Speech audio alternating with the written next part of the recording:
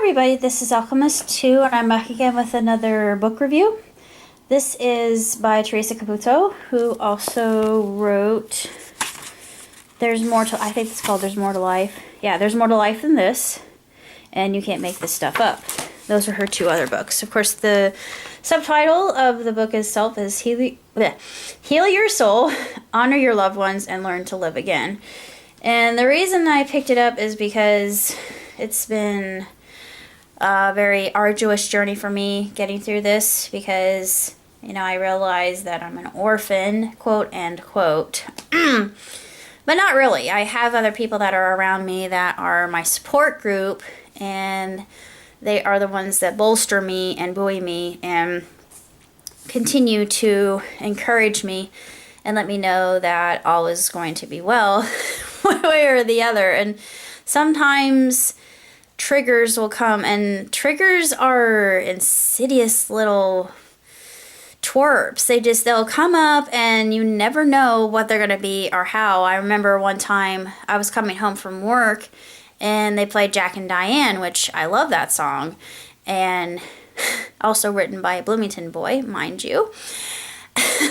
And my mom used to just adore that song as well, and typically that song would never ever have given me pause or reason to become weepy or teary-eyed, but I started crying like a baby, and I thought, what is wrong with me? That's never ever been a trigger before.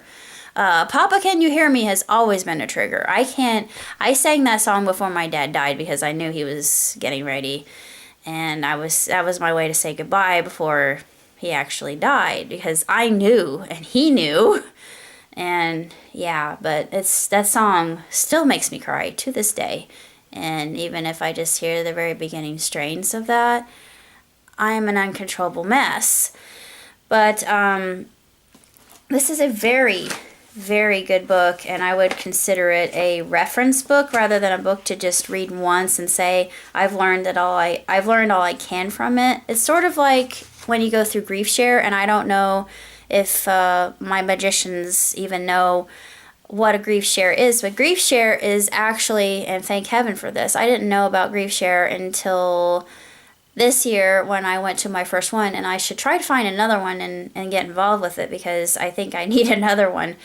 But it's a Christian-based ministry on the process of grief, and a lot of grief counselors avoid the term acceptance, and she does too, because acceptance, that's a bit of a thorny issue with a lot of us who have lost people who are close. And I've lost a lot of people. I've lost many people that I really loved and cherished, and they were family, and it was very challenging. And a lot of my friends are older, so I've outlived many of my friends. Unfortunately, that's just the way that that's the hand I've been dealt, and I accept it and I move on. But the book in and of itself is a very short book, but it's very rife with meaning, and it's just full of a lot of examples. It has how you can deal with anger, how other emotions will crop up when you least expect it, and how to overcome that, what you can do to honor the death of your loved one. She says that spirit wouldn't want you to live in the past, and that they would want you to go on your daily existence even without their presence. And you could even go someplace that your loved one has been. And I've been many places where Mom and I went, or Dad and I went, and I'm not sad anymore. I can go to these places without feeling like a complete wash up, or just somebody who's been deprived and robbed. But all these emotions are perfectly normal and natural to experience, and they are by no means easy. However, and I know this is a cliche, but it does get better. Things do improve, and there are people who will seem insensitive to you when you're going through the process. And of course, everybody's different, so everybody grieves differently. And the thing is, you have to just remember to be tactful and be assertive and just learn how to interact well with other people. And one thing I'm learning, and I never knew this, but Mom and Dad used to speak for me quite a bit. And I think I don't know how to talk to people. And I'm a good conversationalist. I get along with everybody, and I'm a lot of fun to be around. But it's rather challenging for me to find topics of conversation that people are actually interested in, because I have a lot of hobbies that are kind of obscure, and other people are thinking, okay, you're a little eccentric, aren't you? Yes, thank you for noticing. But if they have that hobby, I will, of course, talk to them about that, and we have common ground. But most of the time, people are just into very normal things like everybody, well, not everybody else, but most people do. You know, your typical stuff. But this is a very short book, and let me see, just let me go through the book really fast because I couldn't recall how many chapters there were. Give me a second, please. Right, there are 31 chapters, not including acknowledgement, and Theresa has a little end note.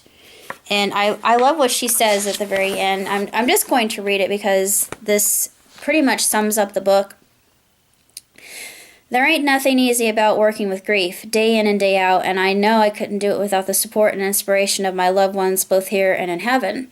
It's because of your encouragement that I can do this job with a positive and grounded approach, plus an attitude of gratitude. And when I read that, my father always said, gratitude is the most important thing that we can have. And our Creator especially loves gratitude, and Greg Braden speaks about this in length, but I won't ramble off on that point. To my amazing co-author, Christina Grish, I misread that, dyslexia, who is able to translate Spirit's words and my point of view into a book that will change readers' lives. This was the most emotionally heavy one yet, and you pulled it off with humor, heart, and perspective. To my editor, Joanna Castillo, and my publisher, Judith Kerr, for continuing to champion my career as an author. I'm grateful for the continued opportunity to share Spirit's messages that bring hope, health, and hope, love, and healing into the world. To my manager, Courtney Mullen, who knew from the moment she experienced my gift that everyone must too. Good point. And for having the utmost respect for my gift for Spirit, and for having the faith and vision to push me past my limits in the best way. Without that, none of this would be possible. To Jonathan Partridge, who is always looking out for me with his keen input and unwavering loyalty. Thank you for being such a constant cheerleader. To my assistant, Chris Pergolizini, who's the best hipster decoy any TV celebrity could want. Thank you for stepping out of your comfort zone to work with me and for teaching me to just chill. That's another thing. That's also something that I encountered in Lily Singh's book too. My favorite chapter was Push Pause. I absolutely love it. It's just, I couldn't have needed that advice more than I do now, just to relax and to take a step back when I don't know, when I feel like my world is coming apart. Things are becoming more stable, by the way. You've embraced my world of workouts and Louboutinis with open arms, and for that, I'm grateful. To Victoria Woods, whose social media and fan club expertise is just as impressive, maybe it should be just so impressive. No, that's right, as her loyal friendship. Thank you for being one of my most vocal supporters and taking this journey with me. To Magilla Entertainment and TLC for your commitment to Spirit and the opportunity to change millions of lives every Sunday and never trying to change me. I like that. That's important too. Your dedication is just incredible. And to my terrific crew who are like family to me, I'm so blessed to have you in my corner. I have that too. I also want to thank Rich Super from Super Artists, who hunted me down like he wanted to marry me and have 5 children. And all he wanted me to do was a live show. And to Mills Entertainment, Brent Theatrical Lighting, and Mason Sound for making sure every detail of my shows sparkle. I had to say it that way. I'm sorry. Thank you for your dedication and for helping me shine. I'm also grateful to Michelle Emmanuel for her elegant and generous taste, and also to my attorney Jeff Cohen for being my little pit bull. I always gotta have an attorney. To all my, I'm sorry, I had to. Gotta have an attorney in your corner. You never know when you might need one. Just word to the wise. To them, especially when you're doing an estate, I'm going to tell my children that once I have them. To all my friends who stood by me, including Sandy Riccardi, Lauren Zolotolo, yeah, I know that's a Polish name, Eileen Baki, and Desiree Simonelli. No matter how much time we spend together, our friendship always means the world to me. I'm not going to read the rest of it, but, it's interesting. Just thinking about that, and over the radio, I knew it was my mom, but guess what played? We Will Rock You, followed by We Are the Champions. And I remember when I was younger, when I was just a little kid, well, not a little kid, but teenage years, my adolescence, when mom would take me over to Noble Romans, and there was a jukebox there, and of course, We Will Rock You was followed by We Are the Champions, of course, sung by the illustrious Queen. And they played that on the radio. I thought,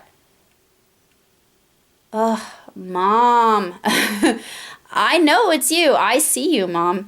But I thanked her and I thought, Mom, you're full of surprises, because I never know when she's going to do that. But I was happy that she did. And I thought, well, she's looking after me, and so is Dad. And I'm happy that they are doing well, and they keep telling me, they show me in little ways that they're proud of me and that they're happy that I'm coming up in the world. And today is no different. I have to go and do a little bit of research into this field I want to go into. And I can't think of shoulda, woulda, couldas, because I'm thinking that now is the time, and better now than never ever, because I've been wanting to do this ever since I was 13. And as I have sung before, I want to be a producer with a hit show on Broadway. I want to be a producer, eat a sardines every day. Of course, I want to be a producer, see my name on opening night. I want to be a producer and see my name. Of course, I'm not saying it up in lights, but yeah, but it's one thing I really want to do, and I'm never going to give that up. But that's my favorite movie. Well, my first favorite movie, of course, is The Secret Garden, but my main favorite movie of all time is The Producers, and that's the reason why I want to do this so much, so bad, and I feel like I'm being pulled in that direction. I know it's not going to be easy, and it's going to be like Cats Don't Dance, and they're going to say, where are you from? I'm going to say Martinsville, they'll say Virginia, I'll say Indiana, and they'll say same difference. And I'll look them in the eye and I'll say, hey. Do you know the story of Gene Kelly? Do you know the story of Fred Astaire by any chance? Oh, actually, it is Gene Kelly. It's not Fred Astaire. Do you know the story of Cole Porter? Do you know the story of Hoagie Carmichael? Do you know the story of Michael Jackson? Do you know the story of John Wooden? Do you know this? And of course, I would continue, and they were like, "Okay, enough already. You've told us all we need to know. All these people came from out of the cornfields and nowhere, and now look at them, and they made a huge impact. That one person from the middle of nowhere." And these are all people who have made great impacts in life, and still to this day, the Wooden Principle is very much a part of basketball, and that's ingrained in my history, and knowing that gives me strength. And I'll mention this, but when I was about 8 or 9, Mr. Wooden actually, I forget, it was an anniversary. I was 97. I forget how old, no, it wasn't 1997. It was a little bit before that. I was still young. But Mr. Wooden actually came to our church and we celebrated, and it was this big ordeal, and it was a packed house. The church had never really been packed before except for on Christmas and Easter. So at the time, I look back and I was just, well, I did know the the importance of that even at that age. I didn't really know I didn't care about celebrity like I do now. I still really don't. I have a lot of people I've spoken to who are quote unquote celebrities, but they're humble as you or I, and they're human beings just like we are. That's why sorry, my eye keeps tearing, but it's just one thing that I'm going to carry with me, especially today as I learn how to how to become a film producer and animator. And I'm thinking that this is what I need to give my channel the push that it deserves. And I'm not doing it just for my sake. I'm doing it for the sake of other people. I want to do this because I feel like my work will inspire others and just get them interested in art and make people realize that art is a really exceptional thing in this world, and imagination is power, just like my idol said. And I see everything going through my head, and I could put it on paper, and it takes upon life of its own. I think, oh, I know how it feels to be a mother, and I'll be like, oh, yeah, I do. These are my creatures. I mean, they are part of me. So I know which ones I play favorites, unfortunately. The one I'm writing right now, I think, oh, this is going to be beautiful once it grows up and once it becomes what it's supposed to become. So I gotta go. Bye. Take care. Live on, prosper, child, Judy.